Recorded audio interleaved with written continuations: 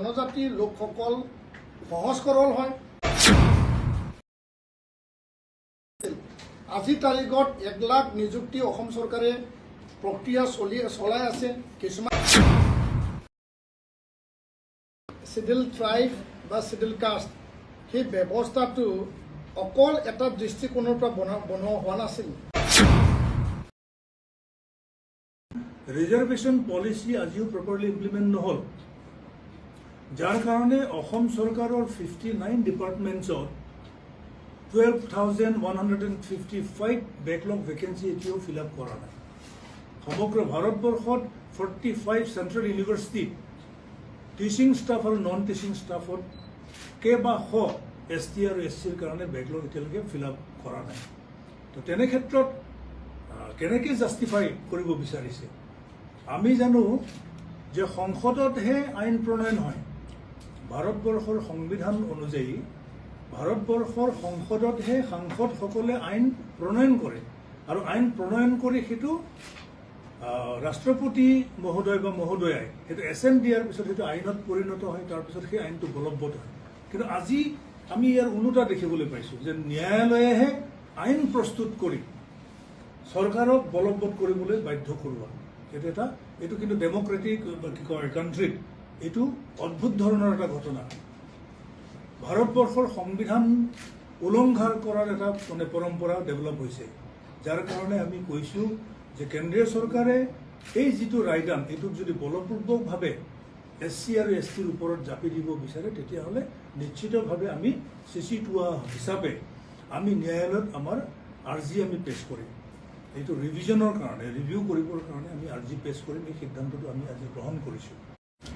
এই গোটেই বিষয়টো আমি পুংখানুপুংখভাৱে পৰ্যালোচনা কৰি আমাৰ আজিৰ সভাই এইটোৱেই সিদ্ধান্ত লৈছোঁ, সমন্বয়ৰক্ষী কমিটি যে জনজাতীয় দল সংগঠনৰ অসম যে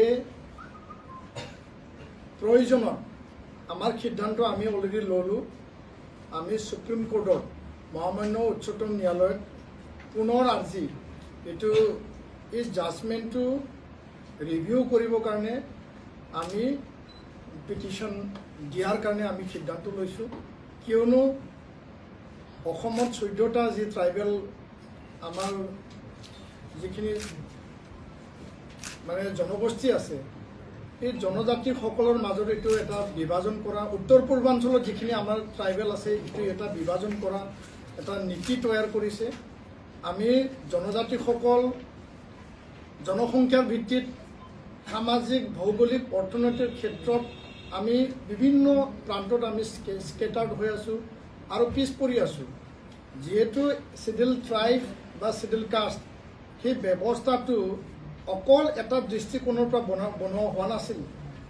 B.R. আম্বেদকাৰ যিজনে মহান এই সংবিধান প্ৰণেতা, তেওঁ দেশৰ ভৱিষ্যত যিবিলাক পিছপৰা জাতি জনগোষ্ঠী, যিবিলাকে নিপীড়িত শোষিত আৰু বিভিন্ন ক্ষেত্ৰত তেওঁলোকে পিছ পৰি আছে, সেই সমাজখনক, সেই জনগোষ্ঠীটো, এই জনজাতীয় লোকসকলক আগবঢ়াই নিয়াৰ কাৰণে তেওঁ সংবিধানত লিপিবদ্ধ কৰিছিল।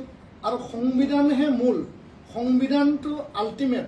আৰু এই সংবিধানত ৰাষ্ট্ৰপতিক অধিকাৰ দিয়া হৈছে, আৰু ৰাষ্ট্ৰপতিয়েহে নিৰ্ধাৰণ কৰিব, সংসদত বিধেয়ক আনিব, সংসদত আইন প্ৰণয়ন কৰিব, সংসদত পলিচি নিৰ্ধাৰণ কৰিব।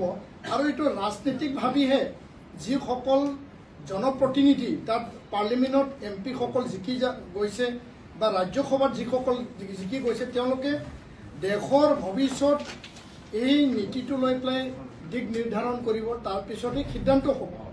সেইটো এনেকুৱা নহয় যে কোনোবা পাঞ্জাৱ, কোনোবা অন্ধ্ৰপ্ৰদেশৰ সেই বিশেষ যি এটা মানে ট্ৰায়েল আৰু এই জাজমেণ্টটো লৈ পেলাই সমগ্ৰ দেশত বলবৎ হোৱাকৈ 341, 342টো আওকাণ কৰি আৰ্টিকল 15 সাবক্লজ 4, 16 সাবক্লজ 4ক আওকাণ কৰি পেলাই যে উচ্চতম ন্যায়ালয়ে মহামান্য D.Y. চন্দ্ৰচূড় মুখ্য ন্যায়াধীশৰ যি এটা বিচাৰপীঠ 7জনীয়া আছিল, তাৰে 6জন তেওঁলোকে এফাৰ্মেটিভ একশ্যনৰ কাৰণে লিখিছে, এজনে তাৰ বিৰোধিতা ডিচেণ্ট নোট দিছে। তো এই ব্যৱস্থাটো এনেকুৱা নহয় যে তেওঁলোকে আৰ্টিকল 142ৰ অধীনত মানে এটা জাজমেণ্ট দিব, সেই জাজমেণ্টটো লাগু কৰা হ'ব। তাত জনজাতিসকলৰ ঐক্যতা ধানবান হৈ যাব, ডিভাইড হ'ব। আৰু ক্ৰিমিলিয়াৰৰ ক্ষেত্ৰত যোনটো এতিয়া 8 লাখ মানে OBCৰ ক্ষেত্ৰত লোৱা হৈছে, STৰ ক্ষেত্ৰত 3 লাখ হ'ব না 5 লাখ হ'ব না 2 লাখ হ'ব, সেইটো কেনেকৈ নিৰ্ধাৰণ কৰিব? আৰু জনজাতিৰ লোকসকল সহজ সৰল হয়। আমি যোনটো ডমিনেণ্ট ক্লাছ বুলি ইয়াত লিখা হৈছে, সেই ডমিনেণ্ট ক্লাছটো এতিয়ালৈকে জনজাতিসকল যদি থাকিলেহেঁতেন, তেতিয়াহ'লে এই যে 12,155 যি বেকলগ ভেকেঞ্চি আছে তাত ফিল আপ কৰিব পাৰিব লাগিছিল।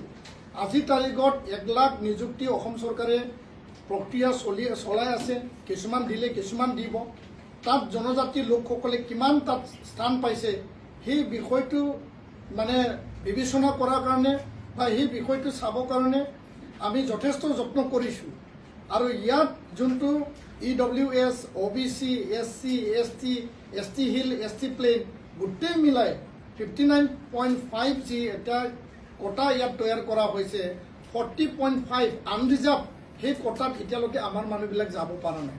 তো ইয়াৰ কাৰণে দেশৰ ভিতৰত SC, ST সকলে যি ৰিজাৰ্ভেশ্যন কোটা তৈয়াৰ কৰা হৈছে তাত আমি এতিয়ালৈকে মিট কৰিব পৰা নাই। তাত এপইণ্টমেণ্টেই হওক, এডমিশ্যনেই হওক, ৰিক্ৰুইটমেণ্টেই হওক, তাত আমি মানে স্থান ল'ব পৰা নাই।